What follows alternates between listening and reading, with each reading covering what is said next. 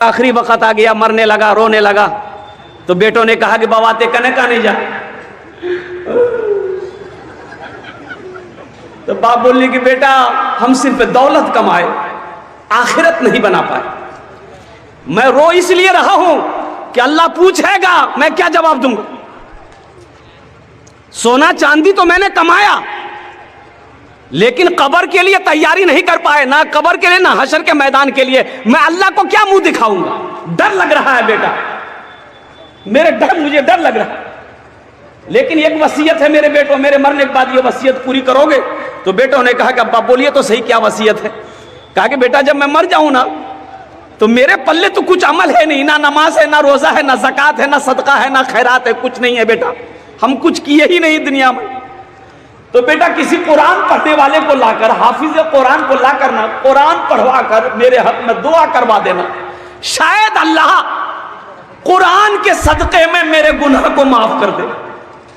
तो बेटों ने वादा किया कि अब्बा एक वसीयत क्या, अगर 10 वसीयत भी आपकी होगी तो पूरी करेंगे, इसलिए कि आपने हम लोगों के लिए दौलत इकट्ठी की है।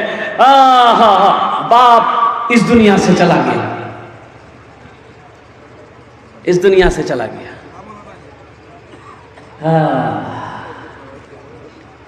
इबादत करो तुम,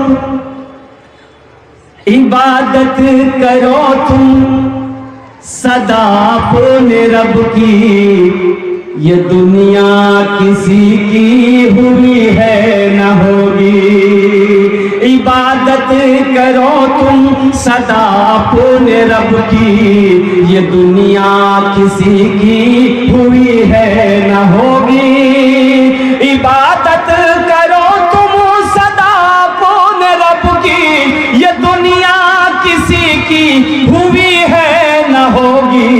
यहाँ पर किसी की बनी ना बनेगी, मिलेगी तो 2 गज ज़मीन ही मिलेगी।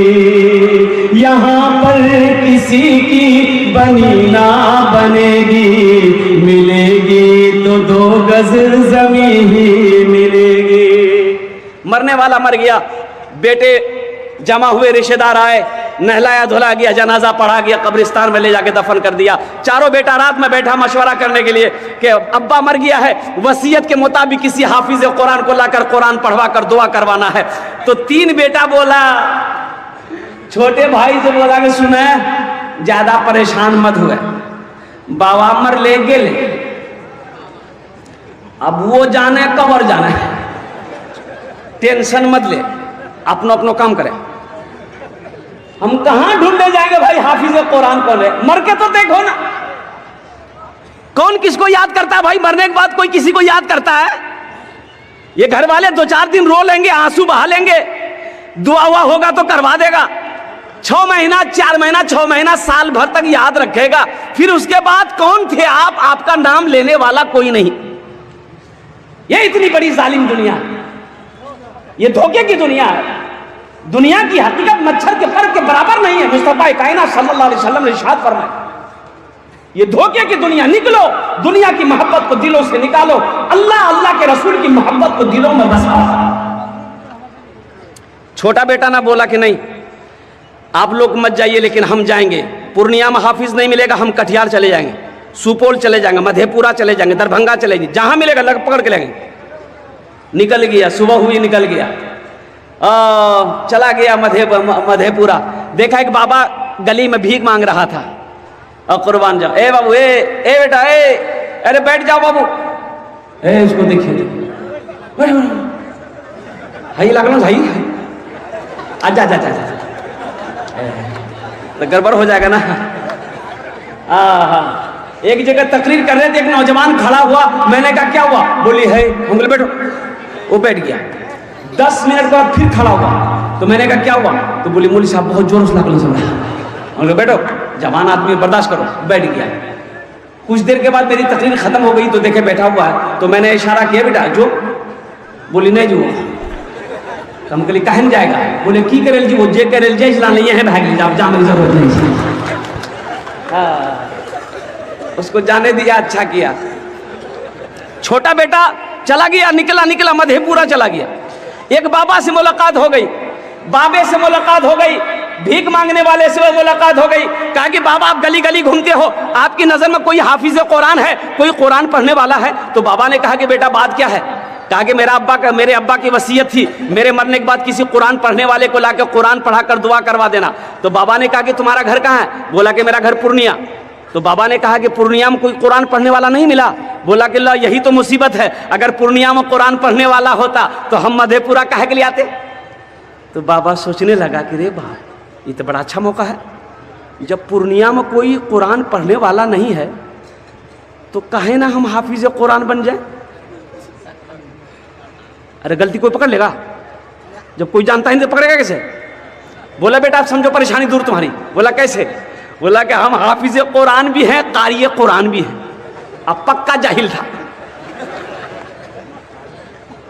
बड़ा खुश हुआ, पकड़ के घर ले आया। बोला पढ़े? बोला यहाँ मत पढ़िए, कब्रिस्तान में पढ़िए, मेरे अब्बा का कब्र में बैठ के। बोला ठीक है जाओ तुम घर जाओ। बोला नहीं घर नहीं जाएंगे, मेरे सामने पढ़िए। पढ़ना शुरू किया, खुदा मैं तो कुछ जानता नहीं, ऐ खुदा मैं तो कुछ जानता नहीं, ऐ खुदा मैं तो कुछ जानता नहीं। लड़का बोली मुझे साहब बड़ा अच्छा पढ़ी। दूसरा भाई भी एक जाहिल को पकड़ के लिया, बोला कि छोटका ला सकता, हम नहीं ला सकते। वो भी एक जाहिल को पकड़ के लिया, घर लाया, खाना पीना खिलाया। बोला पढ़े? बोला यहाँ मत पढ़िए, मेरा छोटा भाई का हाफिज साहब कब्रिस्तान में पढ़ रहा, आप उसी के बगल में बैठ के पढ़िएगा। बोले वाह वो हाफिज साहब है?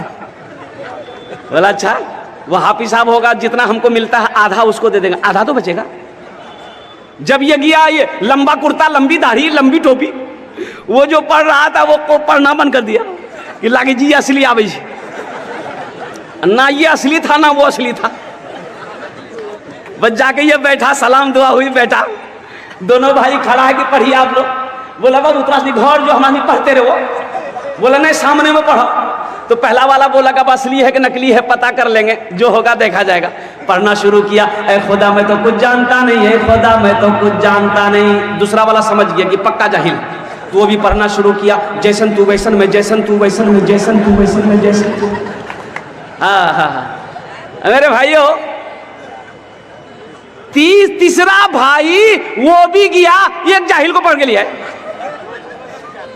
तीसरे कोने में बिठाया।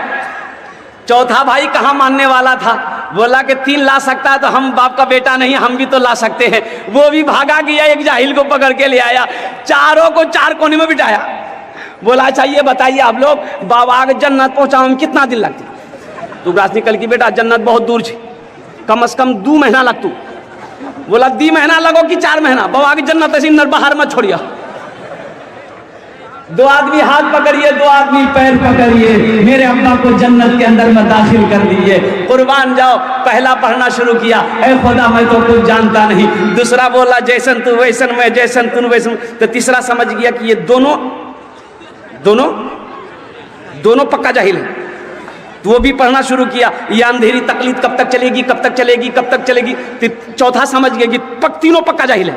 वो भी पढ़ना शुरू किया, जब तक चले चलने दो, जब तक चले चलने दो, जब तक चले। कब्र में फेंक देगा जमाना, फेंक कर लोग होंगे रवाना। कब्र में फेंक देगा जमाना, फेंक कर लोग होंगे रवाना। मिट्टी डालेंगे फिर मुट्ठी मुट्ठी, ये भी हिस्सा उठाना पड़ेगा। दोस्तों एक दिन इस चमन से आशियाना उठाना पड़ेगा। उठ गया जिस घड़ी आबदाना, छोड़कर सब को जाना पड़ेगा। उठ गया जिस घड़ी आबदाना, छोड़कर सब को जाना पड़ेगा। तो मेरे भाई कब्र बनाएंगे भाई, अपनी आखिरत बनाएंगे। कितने लोग तैयार? हाथ उठाओ, मैं दुआ करूंगा कबूल।